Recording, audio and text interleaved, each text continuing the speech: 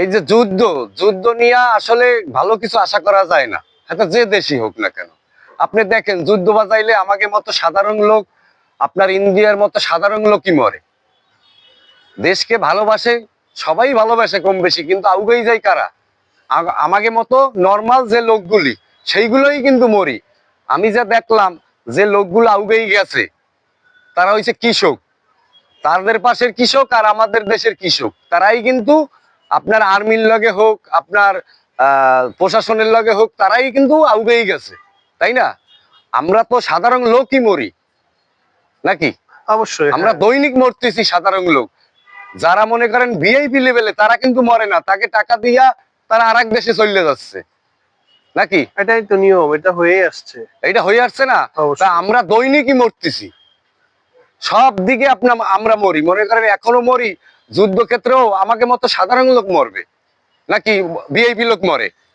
না, আসলে সাধারণ আপনি দেখবেন জনগণের বেশি ক্ষতি হয় যুদ্ধের আপনি ফলে। দেখছেন কোন একটা ভিআইপি লোক আইছে, 10টা ভিআইপি লোক আমাকে দেশ দেখে আছে, তা গেল দেশ দিয়ে আইছে ভিআইপি লোক দেখছেন না, দেখিনি। নাকি দেখছেন যারা শ্রমিক তারা আসছে? শ্রমিক, সাধারণ জনসাধারণ যারা, তারাই। হ্যাঁ, তাহলে আমরা কেন মরবো? যুদ্ধতে কেন জড়াবো? তারাও বা কেন জড়াবে, আমরাও বা কেন জড়াবো? আসলে এটা আমার মাথায় কাজ করে না, আর আমি এটা ভালো আশা করি না। আচ্ছা, ঠিক আছে, তাহলে আপনি মেইন বলতে চাচ্ছেন যুদ্ধ বা এই যে যুদ্ধ ভাব, এটা আসলে সত্যিকার অর্থে এটা কল্যাণ বা আপনি দেখেন কোনো কিছু বই নিয়ে আসে। আপনি রাশিয়া কি শক্তিশালী? অবশ্যই শক্তিশালী না, ইউক্রেন কিন্তু দুর্বল। তারপরেও কিন্তু রাশিয়ার ক্ষতি হয়েছে নাকি ক্ষতি হয় না? হ্যাঁ, কম বেশি ক্ষতি তো অবশ্যই হবে। শোনেন, যুদ্ধ মাইনে কি জানেন? যুদ্ধ মাইনে একটা ভয়াবহ, মানুষের পরিস্থিতি এমন অবস্থায় আনে মানুষের, তার বলার কিছু থাকে না। কারণ আমরা এখনো বুঝতেছি যুদ্ধ আমরা চাই না। মনে করেন খালি বাংলাদেশ আর ইন্ডিয়া না, যুদ্ধ যেন কোনো দেশে না বাজে, আমার প্রার্থনা এইটা। আর আরেকটা কথা আমি বলতে চাই, এই যে বাংকার গুলো হইছে, মাদক গুলো হইছে, আচ্ছা মাদক খাওয়া তো ভালো না? না, ভালো? তাহলে মাদকের টাকা খাওয়া কি ভালো? সেটা কি ভালো কেমনে হয়? তাহলে প্রত্যেকটা মনে করেন আপনার মাদকের ইনকাম বেশি। এই যে বাংকার গুলা হইছে, দায়ী কেডা? আপনি আমি না, দুই দলের প্রশাসন দায়ী। হ্যাঁ, ওখানে নিয়োজিত যারা কর্মকর্তা ছিল তাদের প্রশাসনের না, প্রশাসনের ছাইশালা আপনার ওইখানে বাংকার করার কারো ক্ষমতা নেই। আপনি মিলেই দেখেন এই প্রশাসন জড়িত আছে, ওই দেশেরও আছে এই দেশেরও আছে, নাহলে কারো বাপের শক্তি নাই বাংকার করে মাদক আনবে। আসলে কি জানেন, প্রত্যেকটা দেশের, প্রত্যেকটা দলের, প্রত্যেকটা দেশের আপনার আইন হলো করা হইতে হবে, মেইন আইন। তারা যদি ভালো না করে কোনো দিনও দেশ ভালো হবে না। প্রশাসনের শক্তি আনতে হবে, আমি মনে করি প্রশাসনের সততা লাগবে, না হলে কোনো দেশ শুধরাইতে পারবে না। যাকে দিয়ে শুধরাবেন, আপনি কিন্তু একটা কথা বলছেন আমারে, যে ভাই আমরা কেন শুধরাই না, আমরা কেন ভালো হই না।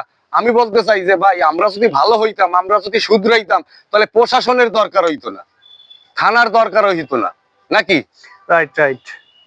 এখন শোনেন, আমি যেটা বলি যে মেইন যে বিষয় আমরা আলোচনা করতেছিলাম আপনার, তাহলে এই ইন্ডিয়া এবং বাংলাদেশের মধ্যকার বর্তমান যে সমস্যা চলতেছে, হ্যাঁ, তো এই বিষয়ের নিয়ে আপনার পরামর্শ আসলে কি? এখান থেকে পরামর্শ আসলে আমার হয়েছে কি, যে সবাই মনে করেন ভালোবাসায় থাকুক। পাশে যদি শত্রু থাকে তারে ভালোবাসতে হবে, শত্রু ভাবা যাবে না। আমার বিপদে তারা আসবে, তাদের বিপদে আমরা যাব, এইটাই হচ্ছে প্রতিবেশী। রাইট, রাইট, একদম সঠিক কথা। এইটা কিন্তু প্রতিবেশীর ভালোবাসা। আমাকে যখন বিপদ হবে তারাই কিন্তু আউগে আসবে, আবার তাকে যখন বিপদ হবে আমরাও কিন্তু আউগে যাবো, এইটাই কিন্তু প্রতিবেশী। বিষয় হলো ভাই, প্রতিবেশী হইলেও মনে করেন আপনি আমি ঠিক আছি যে আমরা পাশে আমাদের একটা হেল্পফুল বা ভালো প্রতিবেশী চাই, কিন্তু যাদেরকে আমরা চাচ্ছি বা যাদেরকে আসলে আমরা নিজেদের আপন করে নিতে চাচ্ছি, তাদের আচার আচরণ, তাদের কথাবার্তা মোটেও কিন্তু সুবিধাজনক না। যাই আমি মনে করি কি ভাই, আপনি আমি যদি মরি, বাংলাদেশের সবাই মরবে। প্রত্যেকটা ধর্ম কিন্তু আলাদা, তাই না? কোন ধর্মে কিন্তু বললে দেয় নাই যে তুমি জুলুম করবা। রাইট, একদম সঠিক কথা।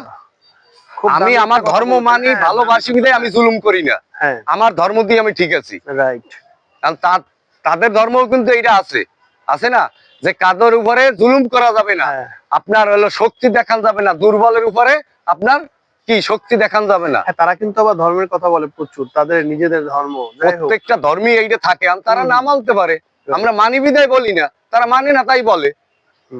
রাইট, বুঝতে পেরেছি। কারণ আমার মরতে হবে, এইটাই হচ্ছে মেইন কথা। যে মরার কথা ভাবে তারা কোনোদিন যুদ্ধ করে না।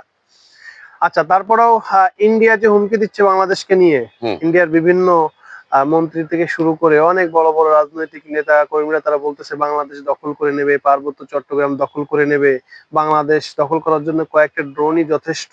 হুম। অনেক নানান কথাবার্তা, তারা পেঁয়াজ না দিলে আমরা খাইতে পারি না, আলু না দিলে আমরা চলতে পারি না, খাইতে পারি না, আরো বহুত ব্যাপার স্যাপার। শোনেন, ওইটা তো আমিও বলছি আর অন্যান্য ভিডিওতে, হ্যাঁ। যে দেখেন তা ব্যবসা কিন্তু আমরাও করি, তারাও করে হুম। ব্যবসা। হুম। ব্যবসার ক্ষেত্রে কিন্তু আলাদা, একটু ওইলি সে পেঁয়াজ আটকাই দেয়, সে আলু আটকাই দেয়, মনে করেন আমরা তো, আমাকে তো আর ফাও দিচ্ছে না, তারা হুম। হুম। ফাও দিচ্ছে না, না, কখনোই ভিক্ষা দিচ্ছে। তাই হয়? সেটা হ্যাঁ, কখনো না। তাদেরও কিন্তু ক্ষতি হয়, তারা না দিলে কিন্তু কৃষক গুলো মারা যাচ্ছে। আপনি দেখেন, হুম। কৃষক তারা দাম পাচ্ছে না, হুম। হাই লেভেলের লোক কিন্তু মরে না, হুম। মরে। আমি আর আপনি হলে রক্ত গরম, হুম। হুম। এই যারা নিচের লেভেল লোক এক রক্ত হইলো গরম, আমরা মারামারি করি। আপনি আজ দেখেন, আলু পেঁয়াজ আটকাই দিলে, তারপরে দাম কমে গেলে তা মরে কারা আপনি দেখেন না? আমাকে ঘাড়ে পাড়া দিয়ে তারা চলতিছে আর আমাকেও মারতিছে, চাইরো দিকে মারতিছে। আমরা তো ভাবি না, এটা সেন্স আনি না। এই নিয়ে আর বেশি কিছু বলতে চাচ্ছি না, কারণ যার যার জ্ঞান তার তার কাছে, স্বাধীনতা